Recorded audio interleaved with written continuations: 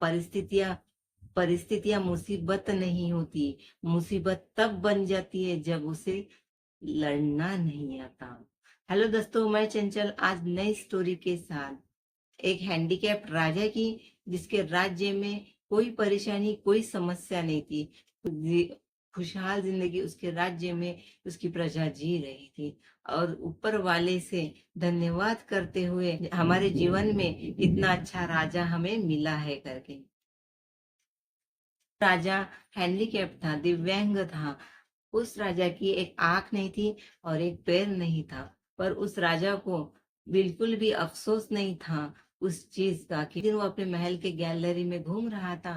दीवारों में जो पेंटिंग्स लगी थी उसको देख रहा था। पेंटिंग राजा के पूर्वजों की थी, उनके पिताजी की थी, पिताजी के पिताजी की थी। इतनी शानदार पेंटिंग्स वहां पे लगी हुई थी। राजा सोच रहा था, कितने शूरवीर खानदान में मैंने जन्म लिया है। इसका ऊपर वाले ने मेरे को मौका दिया है, इसलिए ऊपर वाले का धन्यवाद कर रहा था और बोल रहा था कितने शूरवीर मेरे पिताजी थे, पिताजी के पिताजी थे। इतने शूरवीर खानदान में मैंने जन्म लिया।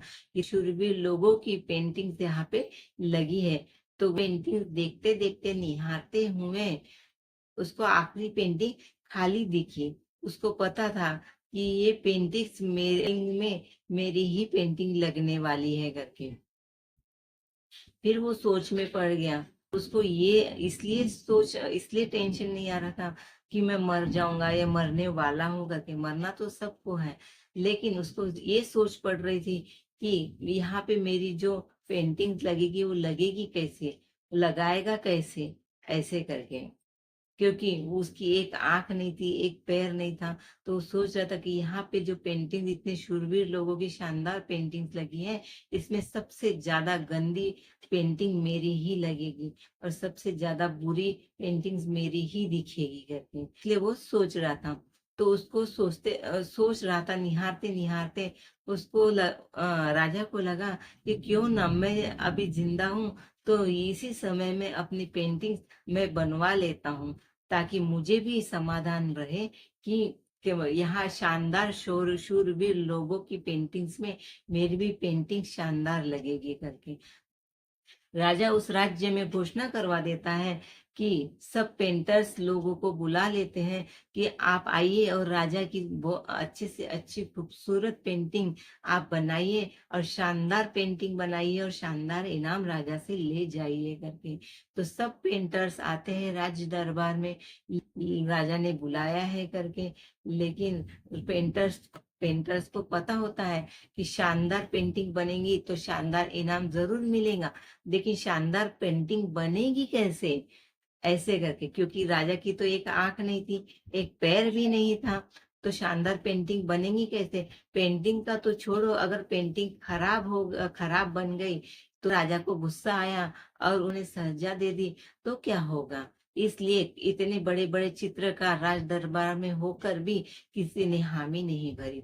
उसी में से एक लड़का सामने आया और वो लड़के ने राजा से कहा, राजा साहब, कि मैं आपकी पेंटिंग्स बनाना चाहता हूँ, आप मुझे 24 घंटे का समय दीजिए। तो सब जितने पेंटर्स थे, चित्रकार लोग थे, सब आश्चर्यचकित होकर वो लड़के को देखने लगे कि ये लड़का पागल तो नहीं हो गया है, इसको क्या फांसी पे लटकना है, राजा के गुस्से का शिकार होना है क्या, ये यही चाहता है क्या, कैसे पागलों जैसी बातें कर रहा है करके। लेकिन राजा को विश्वास था, राजा को भरोसा था। तो वो बोला, ठीक है, तुम मेरी पेंटिंग बना के लेके आओ कल, मैं तुम्हें समय देता हूँ करके। दूसरे दिन वो लड़का पेंटिंग लाने वाला था। राज दरबार में बहुत भीड़ जमा हो गई थी, पेंटर्स लोगों की और वहां के राज्य के लोगों की, और दूर दूर से लोग देखने के लिए आए थे कि इस लड़के ने राजा की कैसे पेंटिंग बनाई होगी करके। फिर वो लड़का आया और लड़के ने जब अपनी पेंटिंग दिखाई तो राज दरबार में सब लोग तालियां बजाने लगे और सब लोग तालियां बजाने लगे, कोई सीटी बजाने लगा। और फिर राजा ने अपनी पेंटिंग देखा तो राजा तो इतना खुश हुआ, इतना उसने वाह वाह की और राजा ने बोला, ये तो मेरे गलियारों में शानदार पेंटिंग लगी है, इसमें सर्वश्रेष्ठ पेंटिंग तुमने बनाया है करके। तो राजा भी बहुत खुश हो जाता है और उस लड़के को जिसने उसकी पेंटिंग बनाई थी, उसे शानदार बहुत बड़ा इनाम उसे दिलवाता है। लेकिन आप सोच में पड़ जाओगे कि उस लड़के ने उस राजा की पेंटिंग ऐसे क्या बनाई थी कि सब तालियां बजाने लगे थे और सीटियां मारने लगे थे, क्योंकि तो एक आंख नहीं थी और एक पैर भी नहीं था। फिर उस लड़के ने पेंटिंग बनाई कैसे? उस लड़के ने राजा की एक साइड की घुड़सवारी की पेंटिंग उसने बनाई थी।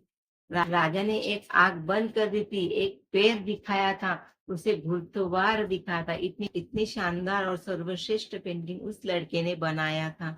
उस लड़के के सामने भी बहुत सी परेशानियां, बहुत से संकट सामने थे, लेकिन उसने अपनी सकारात्मकता नहीं छोड़ी थी, उसने अपनी पॉजिटिविटी नहीं छोड़ी थी, इसलिए वो कुछ कर पाया था। अगर जिंदगी में कोई भी संकट आए तो एक दवा जरूर लेना पॉजिटिविटी का। पॉजिटिविटी यानी सकारात्मकता की दवा, वो हमेशा आपके काम आएगी। ये दवा आपको रोज लेना जरूरी है, ताकि आप हमेशा पॉजिटिव रहे। कोई भी स्थिति हो, कोई भी संकट आए, कोई भी परेशानी आपके सामने हो, अगर तो आप यकीन मानिए कि आप उस संकट से, उस मुसीबत से बाहर आ जाओगे।